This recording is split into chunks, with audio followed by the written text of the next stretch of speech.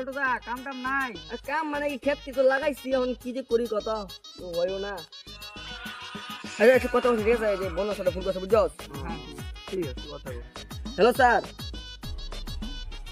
আরে স্যার কি বলবো, পয়সা রেডি হয় নাই। আচ্ছা কাল পরশু মধ্যে পাক্কা দিয়ে দিম রে। হ্যাঁ হ্যাঁ দিয়ে দিব। ঠিক আছে ঠিক আছে ঠিক আছে।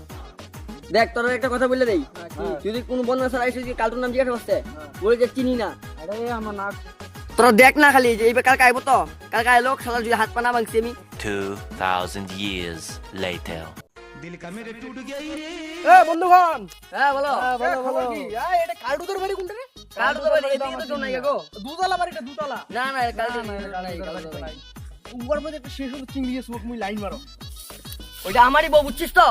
ও কাচ্চু দা, কি? তুই বন্ধন থেকে তুই 1 লাখ টাকা লোন দিছিস, লোন দিস না কেন তুই? লোন দিস না কেন? लगता ये पागल हो गया। কাচ্চু দা, তো দেখ মুই আজ সাড়া ভাঙলো। এ মা, মালা তো সাড়া মালা রে। এখান দে। আরে না না এটা দেওয়া যাবে না। হইছে বিল নাম্বার। আরে গা